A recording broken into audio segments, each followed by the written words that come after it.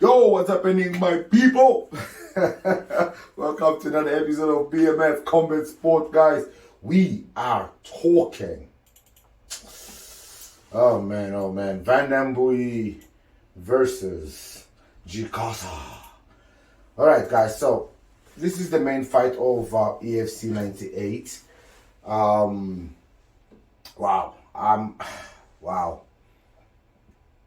Wow. So my wow is quite shocking because I didn't see this coming. So Tabani was the heavyweight. So I'm assuming they couldn't come to an agreement with EFC because that's usually the case. I'm gonna assume they couldn't come to an agreement with the EFC, and because of that, this was then the fight that they made. Now, guys, as much as the EFC wants to hype this heavyweight fight as one of the craziest, hardest, what's even written here? Sorry. Triple H power, 6'4", 245 pounds, 208 centimeters reach. Mbuyi, 6'3", 250 pounds, 206 centimeters reach. That's it. It's not much to it. The reality is this fight. This is my prediction, okay? This fight, first of all, is going to end in the first round. Depending on how forward Dikasa comes, this fight ends in the first minute, but Net does not see the second round. I think Mbuyi comes a bit hard, gets caught, goes on the back foot. Dikasa dominates, and, you know, it just puts his power in him. I think Mbuyi is going to be under too much pressure. The fact that they're both from DRC and the noise that is being made, Dikasa is coming in with a lot of support. I just think it's going to be too much. I think the age factor is going to be an issue also. We've known Mbuyi when he goes under pressure, he just can't handle it. I just don't see Mbuyi winning this fight. I honestly do not see Mbuyi winning this fight. I'm going to give Dikasa this fight in the first round of the bout. And then we've got Yaku du Plessis. He is, I'm thinking, let me give you guys this so you guys see what I'm saying. We've got Yaku du Plessis versus Bandu. Now, I know Bandu is an amateur fighter, so Bandu has done quite well as a middleweight fighter with the 3-0, and he's fighting Yaku du Plessis. Now, this is a really, really good fight. And the fact that this fight is actually in the co-main event, where is this fight? Give me a second. This is actually a co-main event. So this basically means that this is the next title contendership for the middleweight. So either something's happening between Luke Michael and Trezor Pupanga, and if nothing is happening there, that fight happens, and this fight is going to be the next for the contendership. Because they can't just set up this fight. These are really two good fighters, regardless of their record. This is a really, really good fight. I'm looking forward to this. Obviously, du Plessis extremely strong, coming from Team CIT, and Bandu's got a strong judo. He's got good stamina. He's got a lot of strength. So this is going to be very interesting. I think in order for du Plessis to have an upper hand in this fight, he needs to take the fight to the ground, but when does he take it to the ground is extremely important because Bandu is also very, very strong. Who do I think takes this fight, guys? Honestly, I'm not going to lie, for the first time on this show, I don't know how this fight goes. I honestly do not know how this fight goes. I think this is going to be a really good fight. It might even end up being one of the fight of the night. Whoever comes with the bigger gas tank will definitely have the advantage on this fight. I am honestly looking forward to this one. Ashley Calvert makes it again in the main card of this fight, and he is fighting Bembe this time around. I think this is a good challenge for Bembe. I think Ashley Calvert will bring a lot of skill sets that Bembe can challenge himself towards. But this is what my fear is with Ashley Calvert's career.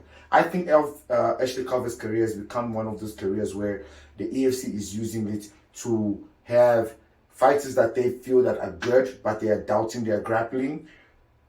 They use Ashley Calvert to test those athletes because Ashley Calvert is a full round fighter. He never gives you a boring fight unless he faces somebody as good as Iggy Cabeza who just humiliates him because he has no business facing him. When he faces fighters like Bembe, he actually possesses a lot of threats. But at the same time, I don't know if it's age or if it's mindset. The fighters just have that extra upper hand on him, where when after beating him, you can actually say, you know what, this fighter actually deserves to be in the top 5 of the EFC, because Ashley Calvert actually, it gives these fighters this challenge. So I think he's going to give Bembe a really, really, really good challenge. But I don't know. I don't see how Ashley Calvert wins this fight. I've seen Bembe's last couple of fights. He's performed extremely, extremely well. I think this is a good fight for both athletes. For Ashley to kind of try and get another win, but for Bembe to kind of continue and just say, you know what, I'm here to stay. He's a force in the featherweight. I think it's going to be one of those fights that, he just hovers around in the featherweight division, but doesn't really go anywhere in the division. As for Ashley Calvert, well, you know what, give the brother fights. It's a payday in the end of the day. It being the third fight in the main event, for crying out loud, seriously. But anyways, it is what it is. Kabeya versus Cruz. Cruz, a debutant and Angolan fighter, and an 0-1 athlete in the main card. You know what? I'm almost offended. I'm not even going to say anything about it. Pretorius versus Congo. I'm definitely looking forward to this fight. I think this is going to be an amazing stand-up fight. Definitely Pretorius is going to try to take it to the ground. I see Pretorius definitely submitting Congo. I don't know why the record is 4-0. I think they've got something wrong here. And he's not Snakebone. Snakebone is his brother. So they probably got the wrong profile for the wrong brother. Yeah, I think that's what's happening here. This is the wrong profile for the wrong brother. I don't know why it's not opening. I was going to open it so we can check it out. But anyways, yeah, wrong profile, wrong brother. But I think Pretorius takes this. He's going to probably just grind, take it to the clinch, shoot for the takedown, and find the submission and submit him. We know that the Congo brothers are terrible on the ground. They've got no ground game. And then, obviously, the preliminary card sees Kazim Kuso's return to and for facing Matime, who I expected him. You see, the thing is, I've seen him in amateurs. He doesn't have that that power, that killer instinct. He's a fancy fighter. He's a soft fighter.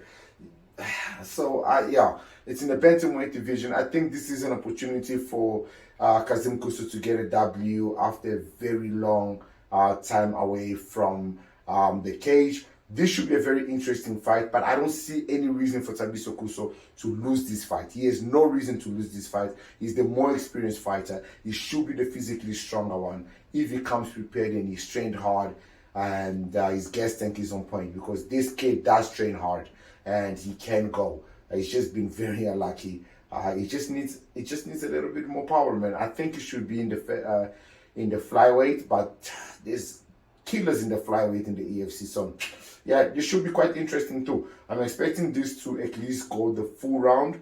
Mostly a stand-up fight. I think Kazim Kuso might want to grapple because he's also a really good grappler. And yeah, Matime, he can hold his own. It's just like I said, physically, it's very sloppy. He's very sloppy. He's not too strong. His kicks don't really hurt you that much. So it is what it is. That's one of the fights that I'm also looking forward to. This fight here has saddened me, to see Given Majubu opening up an EFC card in a preliminary set. One of S's a great kickboxer. Now he's fighting a debutant. The problem is with Given Majubu, he just does not have ground. And everybody knows it. If you're going to fight him, take him to the ground, submit him, game over. And because of that, you see him basically just being a pawn in the EFC and his career going absolutely nowhere. This is a shocker. The fact that Kabamba is even still fighting, this is nuts. But the fact that he's fighting another debutant, I'm not sure who is fighting Matukane. I don't remember Matukane. I don't remember. There is no picture, so I can't even remember. He's 30 years old. That's all that is here. So, no, the fact that Kabana is still fighting after what was done to him by Yaku Duplessis, that's a shocker. That should be interesting to see. Hopefully, he redeems himself and, yeah, man, does better. So, yeah, guys, those are some of the fights that I thought we will discuss.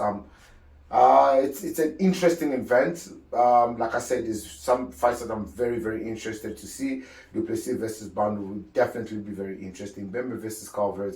It's going to be a fun fight if Calvert comes to play and fun and takes it all the way to the third round. It's going to be a very interesting one. Kabeya versus Cruz. There's no business being in the main card. Honestly, no freaking business. But I understand, maybe because the Angolan guy is an international fighter. They want viewerships from Angola. And it shows on DSTV, so the Angolan fans get to see it. Yeah, that might be the strategy. Pretorius versus Klonga, I'm expecting it to be a ground game for Pretorius, and he takes the victory by submission, like I said. So, guys, that's my prediction for EFC 98. Don't catch feelings. It's just a show. I love you guys. See you guys on the next one. Peace. We're talking UFC 280, which is Charles Olivier versus Makiev. That's going to be very interesting. That's coming Saturday, October 22nd. I'm your boy Uncle P. I'm out.